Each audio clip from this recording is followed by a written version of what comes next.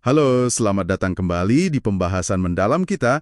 Hari ini kita akan fokus ke satu hukum yang menurut saya menarik banget dari buku Stephen Bartlett, The Diary of a CEO. Spesifiknya, hukum ke-15, bingkai lebih penting daripada gambar. Sumber kita ya dari buku itu sendiri, terutama bagian soal hukum ini. Kita coba kupas gimana cara penyajian atau bingkai itu bisa mengubah total cara pandang orang.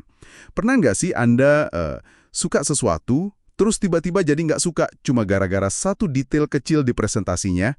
Nah, ini yang mau kita gali. Bartlett sendiri cerita pengalaman pribadinya, ya. Dia pernah ngefans banget sama satu merek pakaian.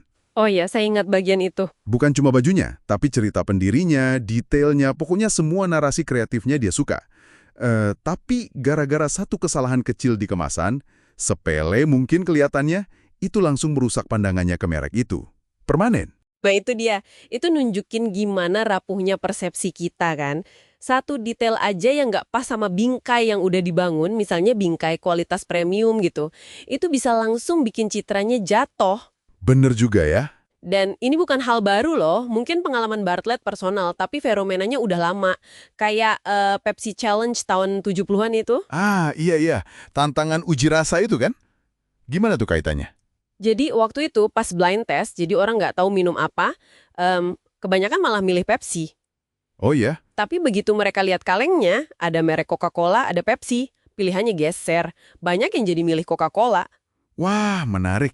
Ini kan bukti jelas banget gimana bingkainya, mereknya, sejarahnya, emosi yang terkait sama Coca-Cola itu bisa mengubah persepsi rasa.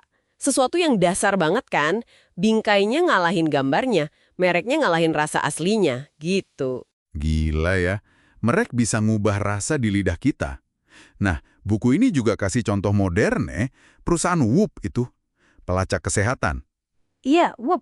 Mereka bikin keputusan agak aneh ya, sengaja nggak nambahin fitur jam di alatnya. Padahal kan gampang banget ya bikinnya secara teknis. Justru itu, pinternya framing mereka di situ. Gimana tuh? Whoop tahu target pasarnya itu atlet serius, orang yang fokus banget ke performa ke kesehatan. Kalau mereka tambahin layar atau fitur jam, meskipun ya berguna, itu bakal mubah bingkai produknya. Maksudnya? Dari yang tadinya alat kesehatan canggih spesifik, premium, jadi kayak, ya smartwatch biasa aja gitu, saingannya jadi banyak. Oh, jadi dengan nggak nambahin fitur, mereka malah nguatin posisi unik produknya ya? Ini contoh bagus gimana framing dipakai secara strategis buat ngebentuk nilai psikologis. Jadi bukan sekedar presentasi ya, tapi strategi inti. Iya banget. Dan kalau ditarik lebih luas, ini negasin kalau seringkali persepsi yang dibentuk bingkai itu lebih kuat dari realitas objektif fiturnya sendiri. Di buku juga ditekankan ya, framing ini bukan soal nipu atau manipulasi fakta. Betul, lebih ke milih sudut pandang mana yang paling efektif buat nyajiin fakta itu. Contoh klasiknya kan soal label makanan. Bilang 90% bebas lemak itu kedengeran jauh lebih positif, lebih narik, daripada bilang mengandung 10% lemak. Padahal kan artinya sama persis. Iya kan? Cara nyajiinnya aja yang beda, dampaknya beda. Jadi, ya intinya hukum ke-15 ini ngajarin kita bahwa realitas seperti yang kita alami itu sangat dipengaruhi persepsi.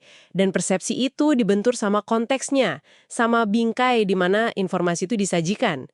Gimana sesuatu dibingkai, kata-katanya, ceritanya, bahkan apa yang nggak disebutin, itu pengaruh banget ke cara kita paham dan yang penting cara kita menilai. Oke, jadi apa artinya ini semua buat Anda yang lagi dengerin? Intinya sih cukup jelas ya. Cara Anda membingkai ide, produk, atau bahkan cerita tentang diri Anda sendiri.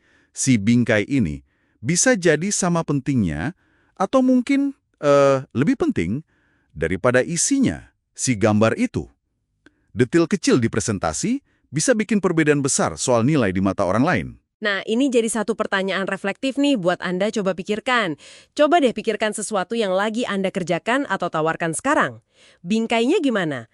Ada nggak cara lain buat menyajikannya? Tentu tetap jujur ya sama fakta, biar nilainya kelihatan lebih tinggi atau lebih menarik buat audiens Anda. Kadang, ubah sedikit aja bingkainya, dampaknya bisa gede loh. Pertanyaan yang menarik buat dipikirkan lebih jauh ya. Sampai jumpa di pembahasan kita berikutnya.